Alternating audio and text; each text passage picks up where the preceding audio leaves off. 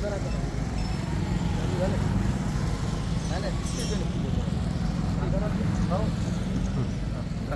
का नाही क्लिअर दिसतोय.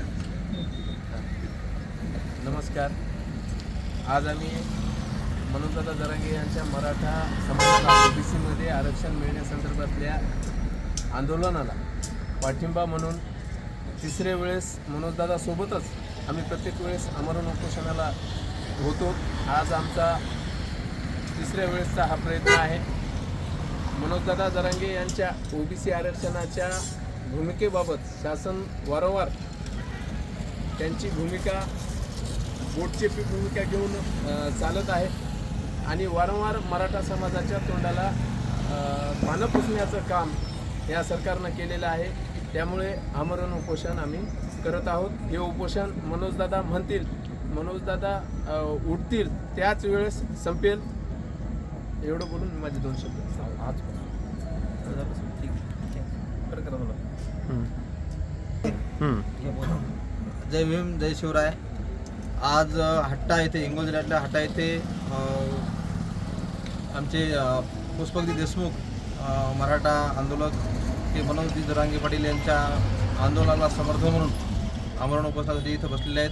आज आम्ही सकाळी अंतरवली सराटी इथं मनोज जरांगे पाटील यांच्या आंदोलनाला भेट देऊन सायंकाळी हट्टा इथं आलेलो आहोत. रिपब्लिकन पार्टी ऑफ इंडियाच्या वतीनं डॉक्टर राजरत्न आंबेडकर साहेबांनी अगोदरच मराठा आंदोलनाला आपला जाहीर पाठिंबा दिलेला आहे. मराठ्यांना मराठा आरक्षण हे ओबीसीतून भेटलं पाहिजे ही जी भूमिका आहे मराठा आंदोलकांची, या भूमिकेला आमचं पूर्ण समर्थन आहे. आज या प्रसंगी पुन्हा एकदा तिसऱ्यांदा पुष्पकजी देशमुख हे हट्टा गावामध्ये याच ठिकाणी हे त्यांचं 3रं उपोषण सुरू आहे. आज हा त्याच्यासोबत विशालजी कोटे हे देखील उपोषणाला दुसऱ्यांदा बसलेले आहेत. हे आज 17 सप्टेंबरपासून उपोषण सुरू झालं. ज्या दिवशी मनोज पाटलांचं उपोषण सोडलं जाईल त्या दिवशीच हे उपोषण सुटलं, अशा प्रकारे त्यांची भूमिका आहे. या प्रसंगी मराठा आंदोलकांना महाराष्ट्रभरातल्या आणि आंदोलकाचे जे प्रणेते आहेत मराठा संघर्ष योद्धा जरांगे पाटील यांना रिपब्लिकन पार्टी ऑफ इंडियाचा पहिल्यापासून पाठिंबा. आज परत आम्ही या प्रसंगी उपस्थित असताना आमचा पाठिंबा दर्शवतो.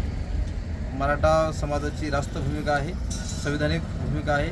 मराठा समाज हा कोकणामध्ये आणि विदर्भामध्ये ओबीसीमध्ये आहे. मराठवाड्यामध्ये देखील काही लोकांना ओबीसीचे सर्टिफिकेट आहेत, कुणबीच्या नोंदी देखील त्यांचे सापडल्या आहेत. त्यामुळं काही लोकांना मराठा एक जात एकच आहे, परंतु काही लोकांना आरक्षण आहे आणि काही लोकांना आरक्षण नाही. ही जी दुटवी भूमिका आहे सरकारची, सरकारनं याच्यावर पुन्हा एकदा विचार करून मराठा समाजाला आरक्षण दिलं गेलं पाहिजे, सरसकट मराठ्याला आरक्षण दिलं पाहिजेत, अशा प्रकारची भूमिका या प्रसंगी आम्ही व्यक्त करतो आणि या आरक्षणाला पाठिंबा देतो. जय भीम.